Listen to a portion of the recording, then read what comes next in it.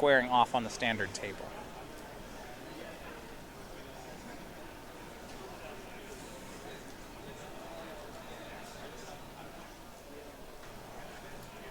And this one figures to be the closest matchup. I think it's the key mat because this one can go either way.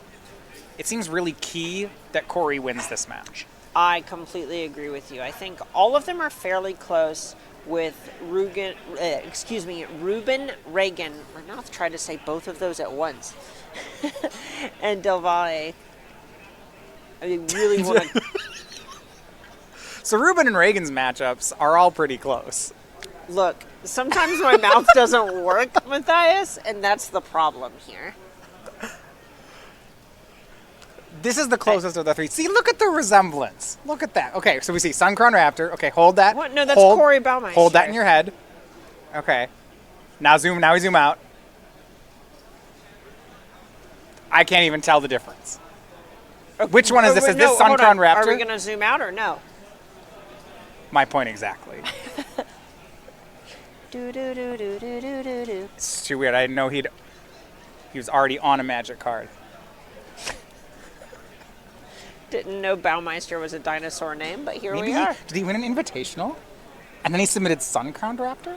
What? No, that's just out of the Encyclopedia Britannica.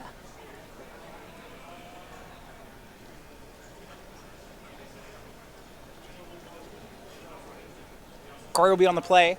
They are the number 2 seed, along with teammates.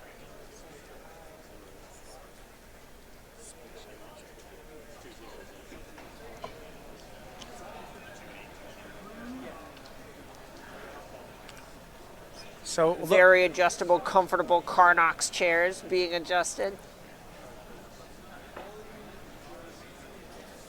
For Nico DelValle, Boros Feather, creatures he has, they aren't going to outsize the dinosaurs without some help. You see Dreadhorde Arcanist, Adonto Vanguard, 10th District Legionnaire, Feather, Tajik, and then one-ofs of Tomek and Aurelia. Key cards that he needs here. So Aurelia is going to be very good. Adonto Vanguard is not going to be very good because it can't attack very effectively into the creatures that Baumeister will be presenting, and it also is bordering unplayable on defense. Yeah, that's true. If they're tagging with a 5-power creature, it's profitable to block. So you can block and pay 4. Yes. Yeah, I don't like that. It doesn't trample. Well, that's a good thing. Dinosaurs don't generally trample, so I think that'll be okay. Well, so what I would recommend here is reading the dinosaurs. And look, if I'm playing dinosaurs, I'm not reading my cards. That's fair. Viewed with dinosaurs finds unclaimed territory. So a lot of what DelValle wants to be finding here are specifically 10th District Legionnaire as well as the namesake Feather. Those are the things that are going to actually give him the ability to go over the top of what Baumeister's doing. The only removal in Corey's main deck, 2 copies of Collision, 2 copies of Savage Stomp. And one Domri Anarch of Bolas. So that Collision could actually end up being incredible against Feather. I mean, absolutely. They line up.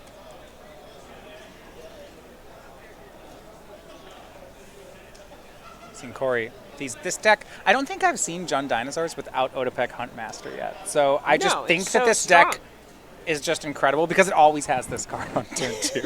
And when it does, it is a really good deck.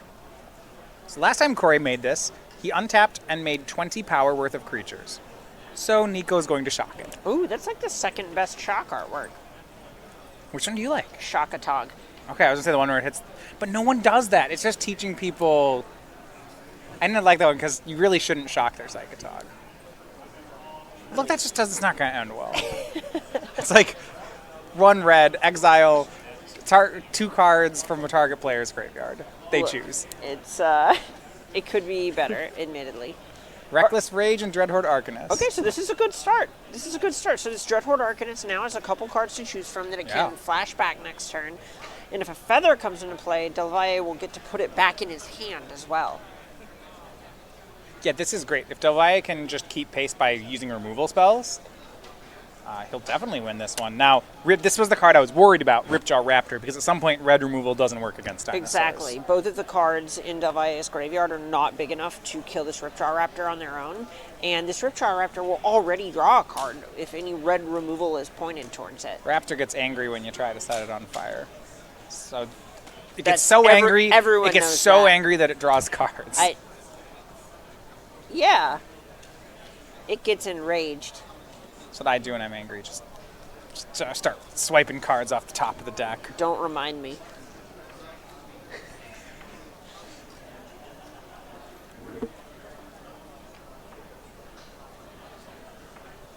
Tenth District Legionnaire. Looks like it's going to join the table for Nico.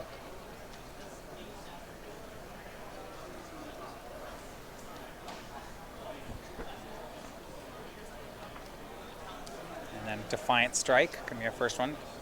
So it's going to start to grow. You get to scry 1 before the resolution of Defiant Strike. So scries, gets a 1/1 counter, and then he will draw the card. And we see a feather hiding out in DelValle's hand here, so it's not a spot where you really want to have to blow this Defiant Strike. Maybe he's thinking that he can just use resources that way because Arcanist will get it back later. Correct. And another thing that you don't really want to be doing is exposing Feather without something like God's Willing. Right. So it's entirely likely that he's just looking for that 4th land here. He's kind of hanging out, waiting for the land to show up, hoping he doesn't take too much damage. Correct. And there's also a point where even if this Ripjaw Raptor is going to be drawing a lot of cards for Baumeister, then that's fine if you're planning to be the aggressor in the matchup and go under Corey a bit anyway. A lot of the time, you're not actually going to be able to grind through every resource that the dinosaur deck has.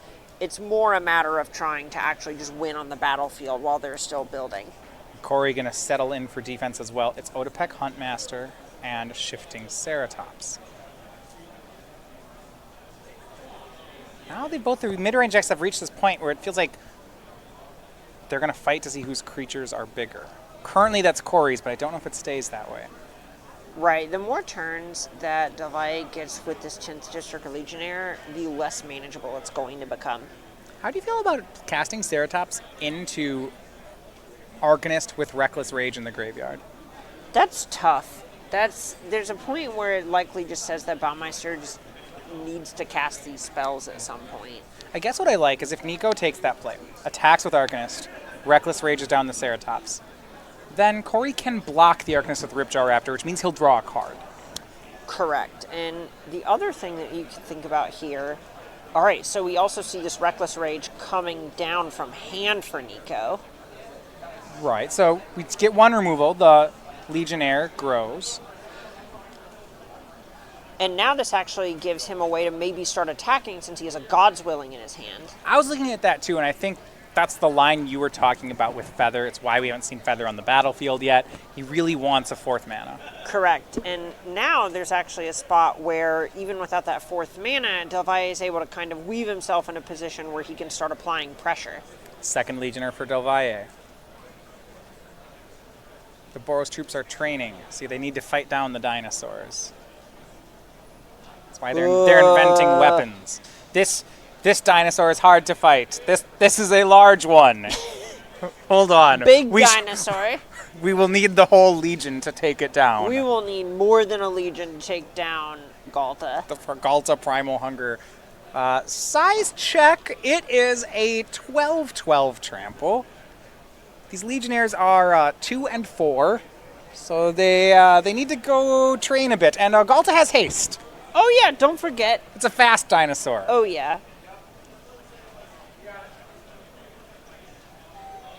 Nico down to 8. 4th land. Clifftop Retreat, no damage. Now he has time for Feather. That's a start. But, oof, it is... Boy, did he take some damage. There's a God's Willing. There's a God's Willing in hand here, so Nico is not out of it. So God's Willing saves a creature, but with how Trample works, it doesn't suck up extra damage. The Trample still goes over the top. So you can he has block to be with clever. A lot of creatures. Yeah, all right. a lot of creatures up in front, and then you can God's Willing whichever one you need to save the most, and then you may get a shot at killing this Galta here. So right now there's 4, 5, 6, 7 power. Feather makes 10. God's Willing only makes 11. Oh, that's so awkward. So they can't actually kill Galta. There's enough toughness to save Nico, but if he loses his whole board, that's not going to matter much. So on the other hand, Corey is at 12. Let's see if... You're seeing if he can just win. Is there a way that he can possibly just win the game from here? Well, in play, he has 7 power, so he'd have to make 5 more. Defiant Strike makes 2. I don't think it's there. Here's Feather. If his hand was 3 1-mana instants, it would 3 spells that target, it could do it. Correct. 2 of one of them is Defiant Strike, but I don't think he has that. He could attack and hope that Defiant Strike drew into Defiant Strike to make it lethal, but so much has to go right there. Yeah, that's pretty shaky. Yeah, at that point, that's the last-ditch effort. You don't want to go there unless you have to. Right. This is just such a difficult stay for DelValle. It's like Tajik, the last card in his hand. A good attacker, but not maybe good need to on block. The way back. Yeah. Yeah. So Feather's the play. His hand is God's Willing. And he's just going to have to pass. And the hard thing is, sometimes you make this when you don't have enough of a block and you hope your opponent screws up. But it's very difficult for Corey to screw up here because all Corey has to do is say, attack with Galta. As a matter of fact, I would love to enter the declare attacks. Right. In Corey's spot, he may even, because Galta's so big, I think he can even send Ripjaw Raptor. Right, and maybe there's even a spot where you can put Dreadhorde Arcanist and the small 10th District Legionnaire in front of Galta, and then you take 7 and go to 1, and then have Feather and 10th District Legionnaire on the ground. You can God's Willing on second main, which makes the Legionnaire 5 power. That's so tough. That's just not quite it. You could God's Willing the Dreadhorde Arcanist to make it survive the Galta. You get your God's Willing back. You then Defiant Strike the 10th District Legionnaire with the Dreadhorde Arcanist, attack next turn. Get to cast the God's Willing from your hand, which is another scry. Give it protection from green, so Ripjaw Raptor can't block it. That is a total of 8, 9, Still not 10 enough. with the Defiant Strike. Well, it's only 1 Defiant Strike away from lethal. Right, so then we're into these chaining Defiant Strikes, perhaps. Well, there's one in the graveyard, though, because of the Dreadhorde Arcanist. So if you can just find 1 more Defiant Strike or 2 things that enable the or trigger the 2 big targeting 10th District spells. Legionnaire, correct, then this is there's actually a line here. So here's a swing. 2 green creatures come in, Galta and Ripjaw Raptor. DelValle is at 8, so he's going to have to put some blockers in front of that Galta. He gets his God's Willing back because of Feather. Still a card in Corey's hand. He's hoping it's nothing like Collision. If it is, that's going to make this a lot tougher. Right. At that point, the game is just out of reach. There's not really a way that you can block around that card, because you could just Collision on Ripjaw Raptor instead if you put a bunch of things in front of Galta, and that's going to be the 8.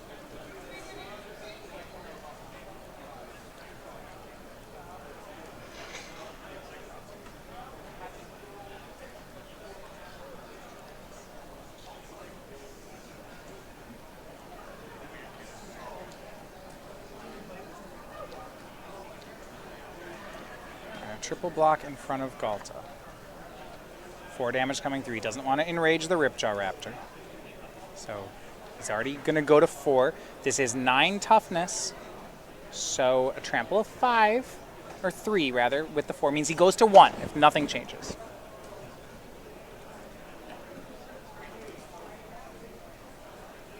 Looking at a different block now. All right.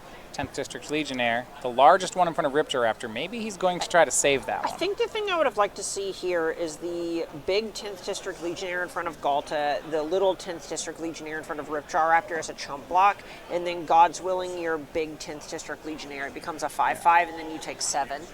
Well, it looks like he's going to do this, but he's going to use that 5/5 to outgrow Ripjaw Raptor and actually win the combat. Though, I get your point. Use your Feather this way, though. Right, and killing Ripjaw Raptor doesn't actually matter here because You have to win next turn anyway. It's already tapped. That'll work. It goes to a 5/5. Scry is to the bottom. That was off the Legionnaire. Now Scry off God's Willing. Ripjaw Raptor is going to take damage, so Corey draws a card.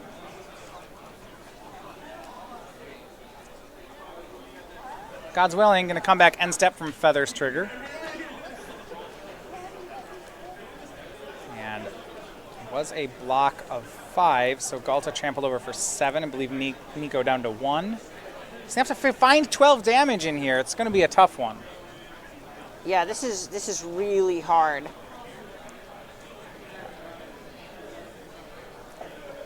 Oh, he may have missed the Feather trigger since the card actually went to his graveyard, and he may not have announced Feather, which exiles the card as it resolves. That does depend on what he said. Correct. Right.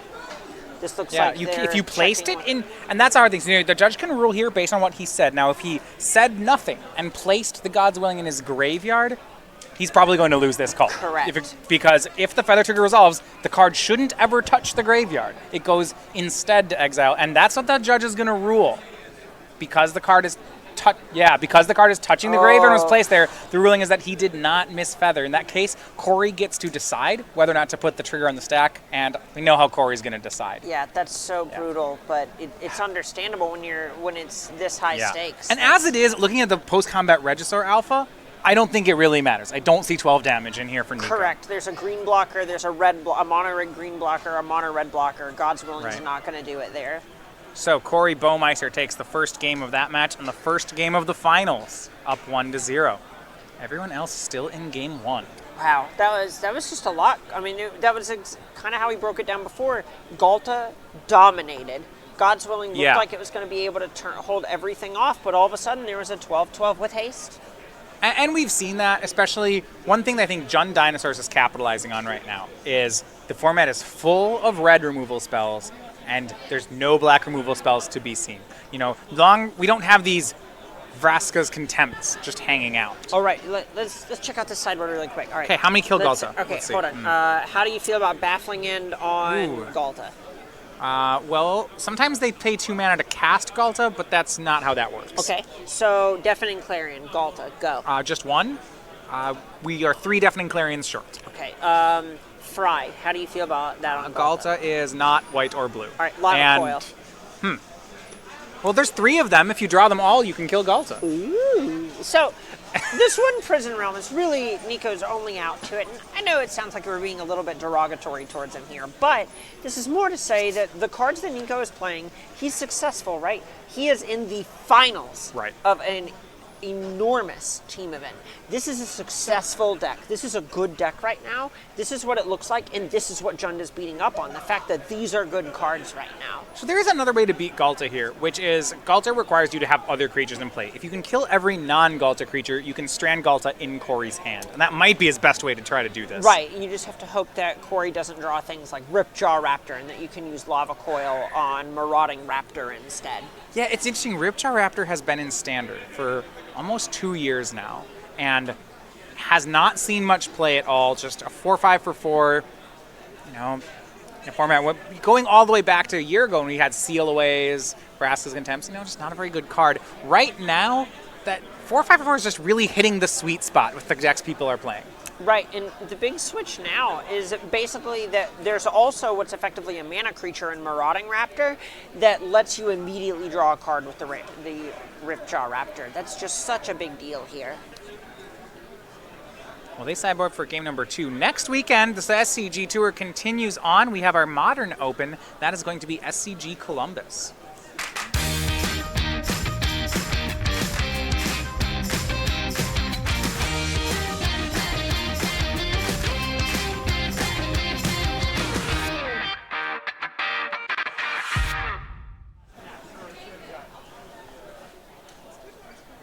So one of the big issues that I think with the plan that you mentioned before about killing everything and then hoping that Galta doesn't come down as a result, that's sort of what Nico started to do that game, right? We saw Shock take down Otepec Huntmaster, and then we saw Marauding Raptor get taken down by... Reckless Rage, yeah. Exactly, and then a Ripjaw Raptor happened. And you just can't kill it. And then a Shifting Ceratops happened, and then Galta happened, and that was it. So new plan.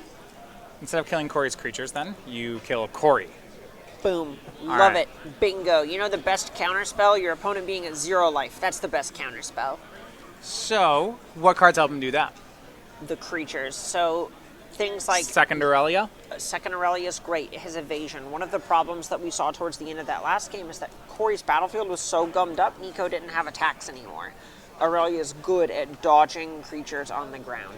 You can also make a very strong case for Gideon because it can attack with impunity into things. Like, it is not worried about getting blocked, and eventually it's also able to destroy a Galta. I just have this picture in my head of Gideon wielding a sword, just hacking away at dinosaurs. I could see it. It's a good movie. That's the kind of movie. Yeah. It's your favorite movie, Matthias. We know what you're looking for in the hotel TV later. You know, it's like where you see all these like people with, you know, they're like throwing nets and grappling hooks at a giant dinosaur, and he's just ripping the town apart, and the peasantry are all coming together trying to... I can picture it now. There's like a round table of knights trying to figure out what they're going to do, and just Gideon kicks the door in, puts the black blade through the table, and just it zooms in on his eyes, and he says, "I'm going in." And then it cuts to the build-up. Who is with me? Scene.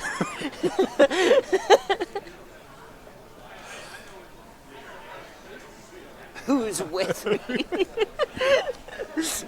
Leads the troops. Everyone's quiet, and all of a sudden, the oldest knight of the round table stands up and just says, "I." And then you know it's done. Then exactly, it's just everyone's... That's yeah. it.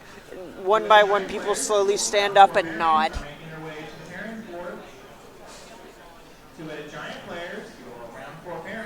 Now, or instead of "I," just says, "I've had a good life."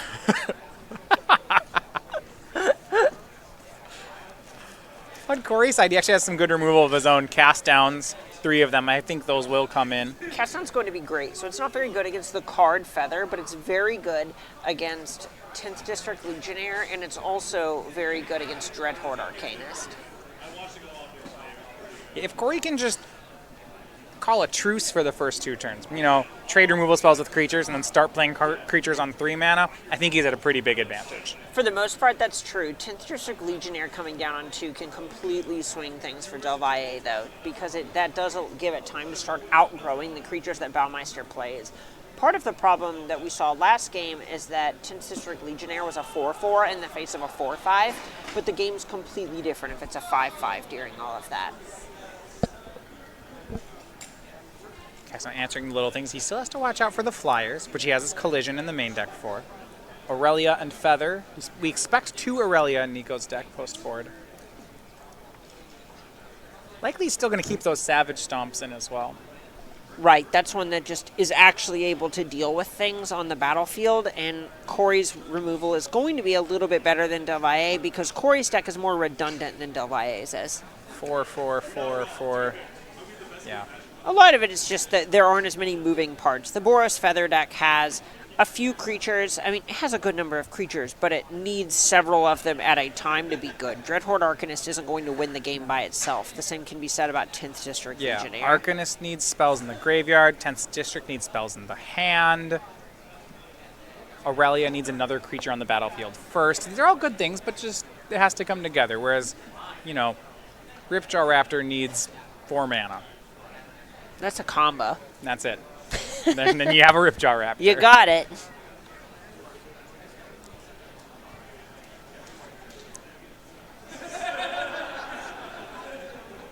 We have our next result in after a long-fought Game 1. Corey's teammate Pete Ingram takes Game 1. That one we certainly think could be an upset. Yeah, that one's really tough. So when the games go long, it's because the decks are good at trading resources, and that's going to favor the control deck frequently. But there are cards like True Name Nemesis that the 4-color control deck will eventually lose to and don't really have any great answers to in the main deck. Mulligan to 6 for Nico, and looks like Corey is going to mulligan here.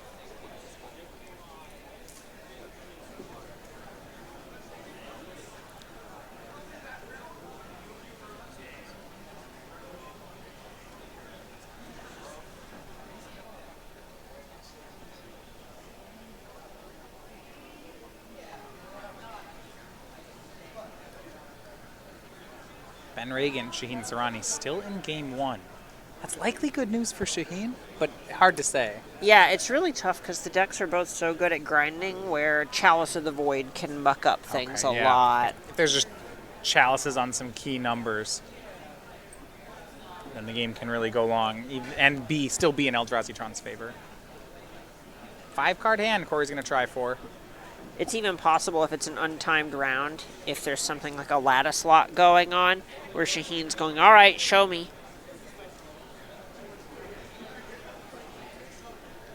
And the clean sweep now completed. Shaheen does take game 1 of the Modern table. Things are looking good here. Corey Baumeister in his debut open here on the tour. Yeah. I guess he's doing okay so far. He's really good. I had the privilege of playing Magic growing up in the same area as Corey. And yeah, this isn't surprising. Yeah, I heard from my friend Matthias that he's pretty good. He's pretty good. Played a Team GP with him once. That was humbling. You know, you know when you're sitting next to someone and eventually they start watching games from behind you, and then you just like, at some point you're just like, oh, this is so embarrassing. Because they're just, yeah. You're just making a fool of yourself, and you know they know, and neither of you are saying it because you're friends. Yes. But you don't, yeah. One of the times I played Legacy for Brad Nelson on Standard and Brian Braunduin in Modern. Commune with Dinosaurs for Corey. Yeah, anxious there we go. Actually all day. I played a ridiculous combo deck because then maybe he wouldn't know what the play was. That's what I did. There we go. It didn't I played work. Legacy Elves. They're just like, have you used Quirion Ranger yet? I'm like, just give me a minute.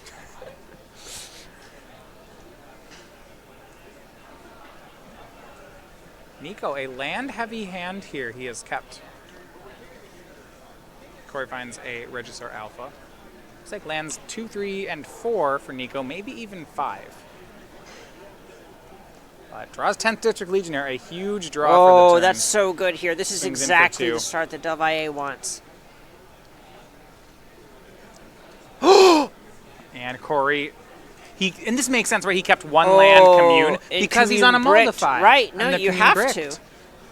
If you think a 4-card hand is going to have, that land, then you might as well just keep this hand since commune lets you keep C5 cards anyway.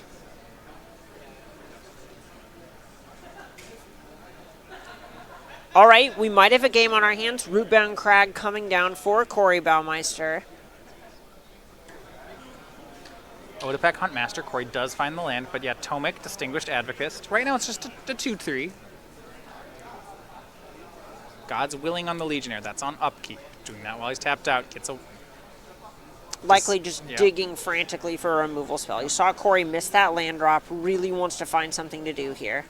And Lava Coil the top card, so he decides to keep it on top with both scries because he sees his opponent is down on mana and he'd like it to stay that way. Yeah, I like this play. It's likely going to impact the clock a good bit to go ahead and just get this in while he can. He has another God's Willing in his hand, so that one was a bit extra as it was.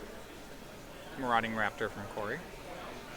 And this is one of the things that puts this Jund Dinosaur deck over the top now, is you have things like Otepec Huntmaster, Marauding Raptor, these cards that actually translate into the mid-game, but also play in the early turns. Nico draws up to 2 cards here. One draws planes for the turn. No help there, but he attacks in for 5 more. Corey down to 6. And Nico is down to 1 card. If Corey can manage to stabilize, his draw was Commune with Dinosaurs. He'll look for a land here. Corey's got a lot of work to do. This Tomic is going to kill him in 3 turns. Right. You really feel like he needs to find a land here and have...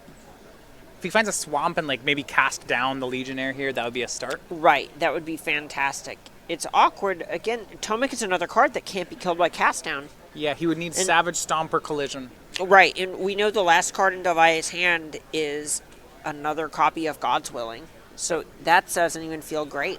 Corey finds Dragon Skull Summit, but that does not enter the battlefield untapped.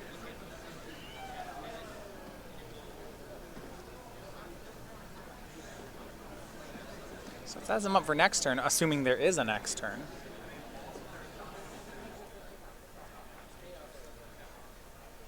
So he's trying to figure out what he can play around. If he has Savage Stomp costs only a single green if you target a dinosaur, so that could play here. The big thing here is he wants this extra damage from attacking, or if he wants to go for killing the 10th District Legionnaire instead. So stomp on the Legionnaire, but God's Willing will Let's see what it. he names. Because there's an interesting point where if you just name blue with God's Willing, you just kill the Raptor. Fight. It fights, but it's a 3-4 versus your now 4-4. Oh, he should just let them fight, huh? Right. Let's see if he does it. That is a, yeah. Yep, yeah, he does. Yep. He said, that is nice. Oh. Does not name green, or I guess he could name red. Right. Red works as well. Yeah, as long as he doesn't name green. Green is actually the worst color he can name there. You know what? I agree. Savage Stomp sounds good. These creatures should fight. And funny, I wished I had a prey upon, and here we are. So Nico on the board. Gets a cheeky game too, though. They'll take it.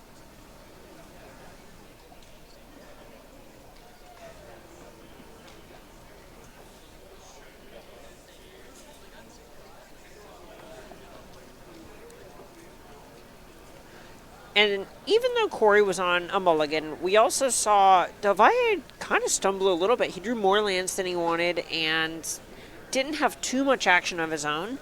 But the core idea is that game went exactly how Nico wants games to go. Right. So because he gets a creature down first and then double God's Willing with a removal spell. That seems about right. Right. He just had pressure to put Corey in a spot where he had to expose himself to getting blown up by a God's Willing, and then did. Right.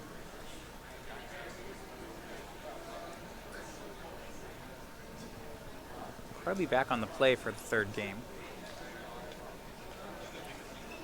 It's interesting we mentioned that we thought this was a must-win for Corey. With the way the matches are shaping up, maybe that's not the case. Maybe his teammates can win it. Yeah, it's hard to say. I mean, we saw an upset last round on Corey's portion of the table, so really those things that could happen anywhere. That's Magic.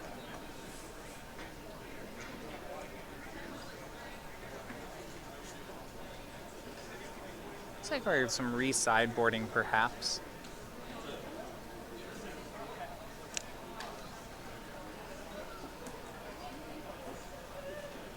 Alright, deck lists are gone.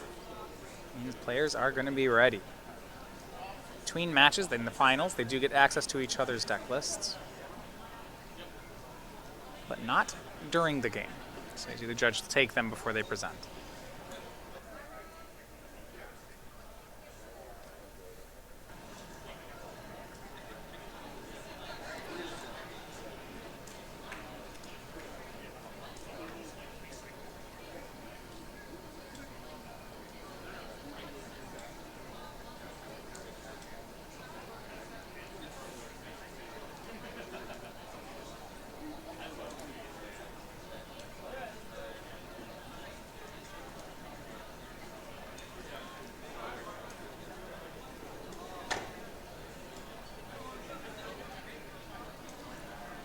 So we saw there in Nico's draw the power of flyers in the matchup.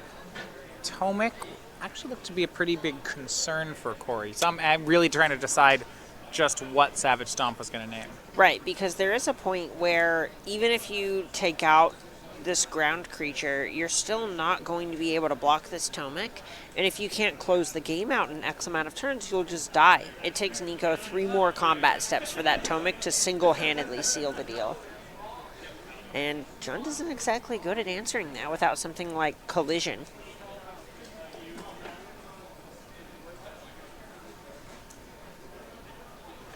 Sevens each here. Baumeister back on the play.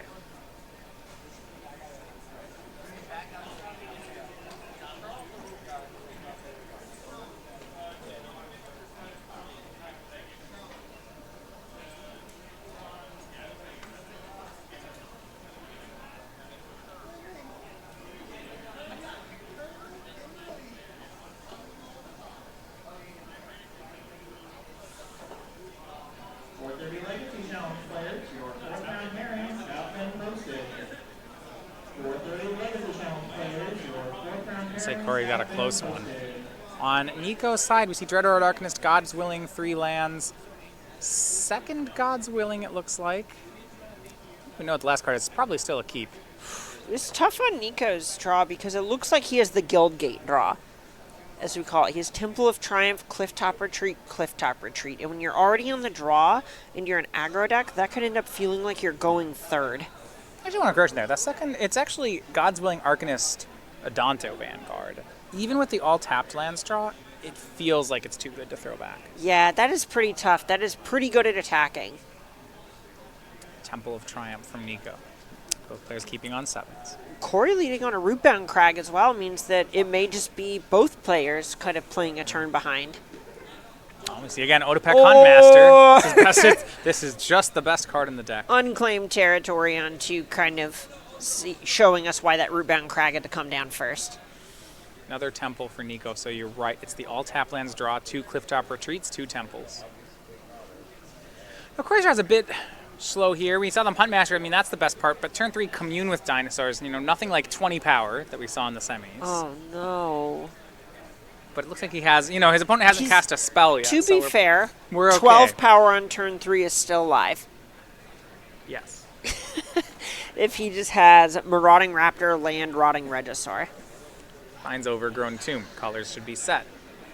Huntmaster attacks. I take it back. I think this is a bit slower of a turn then. Overgrown Tomb tapped. No Regisaur. Yeah, this is the Guildgate draw, as you mentioned. No actual Guildgates, but all tapped duels. Sometimes your mana's too perfect. I know that sounds silly, but there's a point where if one or two of these is a basic, this hand might be unbeatable for DelValle. And I mean, that's why you keep it. You're one basic mountain from it being a great hand. Exactly.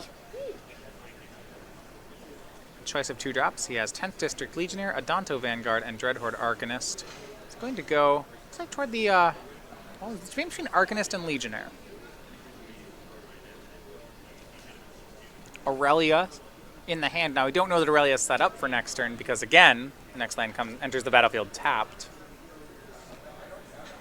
Does look like Nico goes for the Legionnaire and the 2 damage. What do you think was the argument for Arcanist there? So the big thing is if you have something like, if you think the way that you win this game is a removal spell off the top, or you think that that is particularly important, then making sure that you can develop your Arcanist out first is going to be a big deal. There's also the point where the number of turns that Arcanist actually gets to attack and accrue some sort of value closes pretty quickly against something like Jund Dinosaurs, where blockers start hitting the battlefield immediately. 5 mana. Here's a Regisaur. It is Regisaur Alpha. Both get haste 7 damage. Nico down to 12.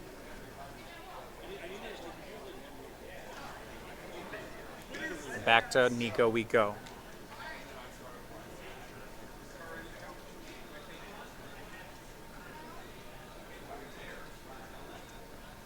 Prison Realm. On the Regisaur. I mean, you can't let all of Corey's creatures have haste. This makes sense, but Nico's cards are just a bit small here. Attacks for 2. He's set to take some damage. Yeah, he is catching up, though, if he can find a feather to pair with that God's Willing in his hand. It feels like he's just hoping Corey has no more threats, because, you know, one more large creature, and this is out of range. Oof. I think Corey has a Galta, so removing, you know, Prison Realm, great draw. Yeah, glad he had one. Heads up play to deal with the 4/4.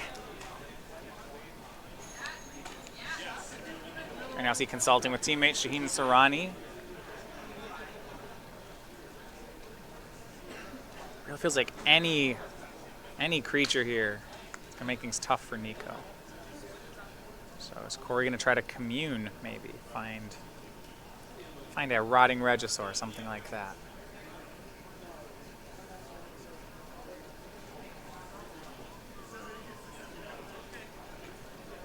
Ripjaw Raptor here.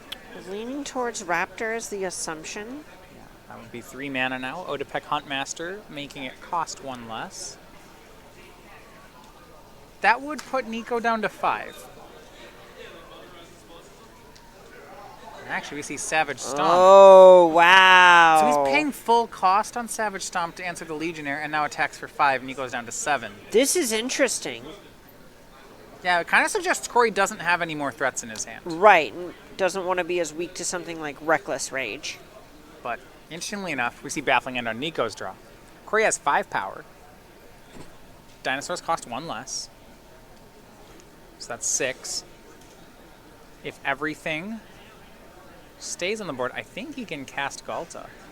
Ooh. Yeah, he'll have enough mana. Now, big update. Shaheen Soorani, 2-0 winner on the Modern table. So pressure is on to Nico. See, now talking with Ben Ragan, Nico needs the comeback to keep them in the tournament. You see everyone crowding around the standard table knowing just how much rides on this match.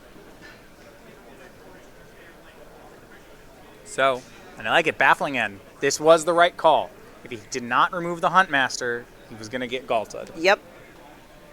Dreadhorde Arcanist. No spells in graveyard yet, and Nico's going to take another hit of 3. It's still on the ropes. And this is a big show of patience on Nico's side. So this is specifically exiling the haste enabler and cost reducer rather than the 3-power creature, which Arcanist could have blocked. This is a lot of respect for going Galta. To 4 just because he can't beat things with haste. Right, and he knows he has an Aurelia hanging out in his hand that can stop most of the reasonably sized dinosaurs. It's making sure he doesn't just get, for lack of a better term, clowned by Galta. Right. If Galta hits the battlefield, it's going to be tough. Even on an untapped, Nico, unless he has another Prison Realm, can't really answer the card. He has to, as we mentioned before, remove all the creatures on the way up. Oh. Savage Stomp number 2 from Corey swings in for 4. Nico down to 3. Now this is a lethal token. And remember, it has Trample. Oh my gosh. Back to Nico we go. Adanto Vanguard, now he's at 3. Not looking particularly good in his hand. Oh, draws a 5th this 5th land is actually huge. So here's Aurelia. 2/5 blocker. That actually just can block Aurelia. Exemplar of Justice. Has God's Willing up. Oh he needs gosh. to fade another draw here, at least from Corey. Can he do it? 4 mana on Corey's side. Going to be Ripjaw Raptor, but it does not have haste. Okay. The Master's gone, but this is 2 lethal attackers for next turn. Nico's going to have to do something. Now Aurelia can give a creature vigilance if it's white on the attack, so he can start to chip in some damage here while he stays alive. And it looks like he has a Dreadhorde Arcanist and 3 God's Willings in hand.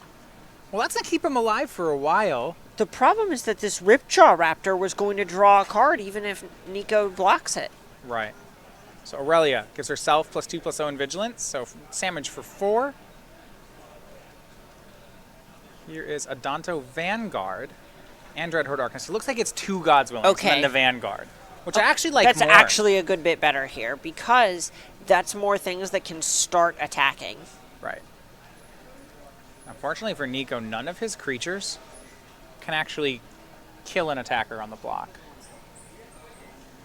And he can God's Willing to save some of them, but he will lose some creatures. Right. Everything has at least 4 toughness. It's 1 power, 2 power, and 1 power here. Yeah, and Ripjaw Raptor will draw cards, so a lot still has to go right for Nico. Has to dodge some things too, right? Collision, Colossus, that'll just win. Otepec Huntmaster, that's terrifying, because now other cards will have haste. Corey gets Galta onto the battlefield. It's not lethal this turn, but next turn it's going to be. So this attack should force some blocks already. And honestly, I think we're going to see Nico God's Willing just for the Scry one. You have to. This Dreadhorde Arcanist can theoretically buy back God's Willing anyway. You need something nice here. Well, you need the other copy of Prison Realm or something to check this Galta. So Prison Realm is a 1-of. Oh, I thought he'd win in his main deck. No, it's the only one. So there isn't another one to draw to. Oh my goodness. I don't think there's a way to pick up the one on the battlefield either. So maybe, can he draw to... What about doing, can he draw to lethal damage? Some Defiant Strikes, some shocks? So, theoretically, we can put Aurelia in front of the 4/4 Trample, Dreadhorde Arcanist in front of Ripjaw Raptor, and then if you... God's Willing battle. if you also have your Adonto Vanguard left over at the end, and you Defiant Strike Aurelia 4 times and Gird for Battle, and then put the +1 counter on Dreadhorde Arcanist, which then also flashes back Gird for Battle, you could probably cobble together 12 damage. This is where it starts. Block here. Has to block Ripjaw Raptor. God's willing. He keeps the Vanguard. Vanguard attacks better. Corey will draw a card. Raptor took damage.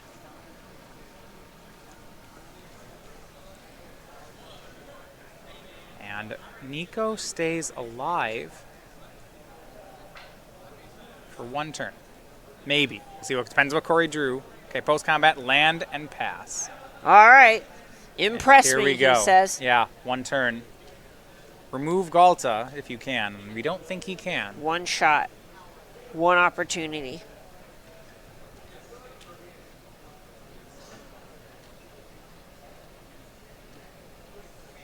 Trying to figure out if an upkeep God's Willing is the thing to do here. If that can do anything here.